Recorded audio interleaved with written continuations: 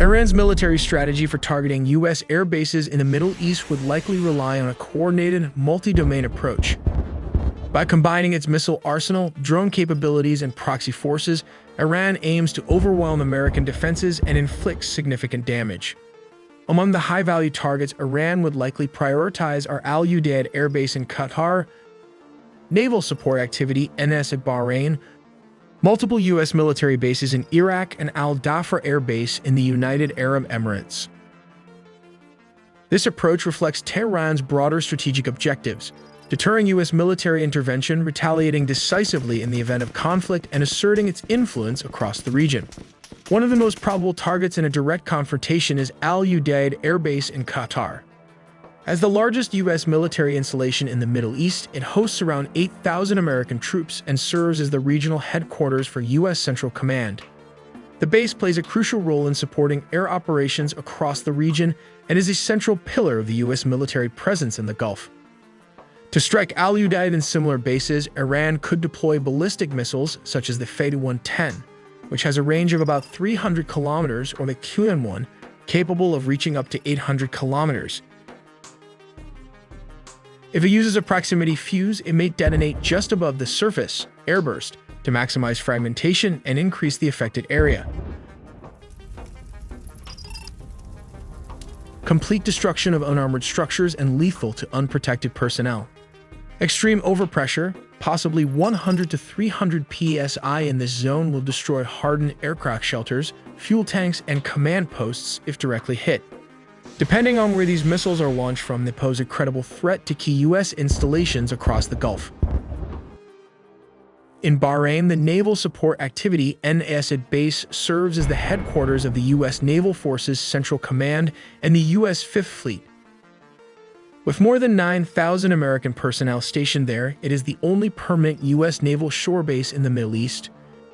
Its port facilities are capable of accommodating aircraft carriers and amphibious ships, making it a vital maritime hub.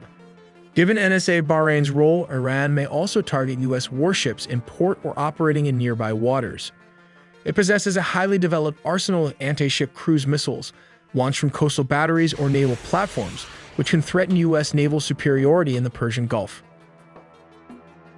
Iran may also exploit proxy forces in Yemen and pro-Iranian militias in Iraq to launch indirect attacks or stir instability within Bahrain itself. In Kuwait, the U.S. maintains a strong presence at Camp Arifshan and Ali al-Salem Air Base, which together host around 13,500 troops as of 2021. These facilities act as key operational and logistical hubs, particularly for U.S. missions in Iraq and the broader Gulf region. Since I've been traveling to the UK and Ireland recently, we've had to rely on airport Wi-Fi, which can be dangerously insecure. Using Surfshark VPN, it not only encrypts our data, but also changes our IP address, allowing us to appear virtually anywhere in the world. Now take a look at my Netflix account. As you can see, I'm currently set to Ireland. You have hundreds of countries to choose from. When you found the country you're looking for, simply click it. In this case, I choose a US server. And just like that, you're in Netflix US. Beyond streaming, Surfshark VPN also includes robust antivirus protection to shield your devices from viruses, malware, ad trackers, and third-party snooping. And finally, with just a single Surfshark VPN subscription, you're not only covering yourself, you can also protect your friends, family, or even your entire city if you really wanted to. So go to our link surfshark.com/AITELI by buying through the promo link. You'll get 4 extra months free, assured by a 30-day money-back guarantee. A Soviet-era P21 with solid booster and liquid fuel anti-ship missile, produced during the Cold War, is employed for the attacking mission. When launched, the first stage booster fires off for 2 to 3 seconds, after which the second stage takes off. It searches for a target using analog radar. When locked and ready, it can destroy a ship using a hollow-shaped charge warhead. This has the potential to either destroy or sink a cargo ship if it hits at the right angle. Scenario 2. This involves the use of a Soviet-era missile that was re-engineered by the Iranians, converting it into an anti-ship missile. The converted SA2 missile can be launched from within 45 kilometers or 28 miles from the target. Take, for example, the U.S. destroyers sailing through the Red Sea. The Houthis' forces fired 3 anti-ship ballistic missiles capable of traveling at a speed of Mach 3.5, along with 2 land attack cruise missiles in the southern Red Sea over a 10-hour period that commenced at approximately 6:30 in the morning on December 26. These actions create a psychological impact and disrupt trade routes. Fortunately, the U.S. destroyer's defense system kicks in and successfully destroys the incoming threats. As a result, there was no damage to ships in the area and no injuries were reported. Speaking of Iraq, several U.S. military bases are located relatively close to Iran's western border. Their proximity places them well within range of Iranian missile strikes, adding to the strategic and tactical complexity of the region's security landscape. Iran's missile forces are dispersed across hardened underground bases and mobile launchers, which enhance their survivability and make rapid, surprise strikes more feasible.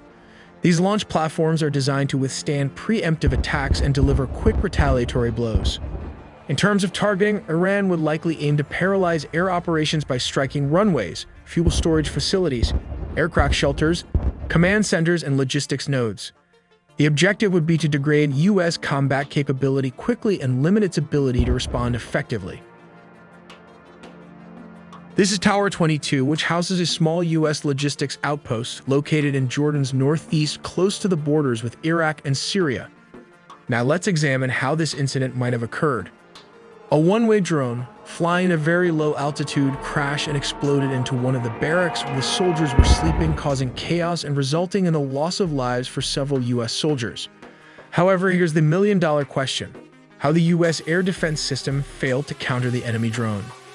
As an American drone was returning from a mission, the air defenses were turned off to allow this friendly drone to land. As a result, the Coyote interceptor drones, which are the air defense system, was disabled to avoid friendly fire. At this moment, a kamikaze drone struck the U.S. Tower 22 barrack. Since we honestly do not know which type of Iranian drone hit the U.S. base, these are the possible one-way UAS, or, in simpler terms, kamikaze drones that were responsible for the attack. Farther south in the United Arab Emirates, the U.S. operates out of Dhafra Air Base.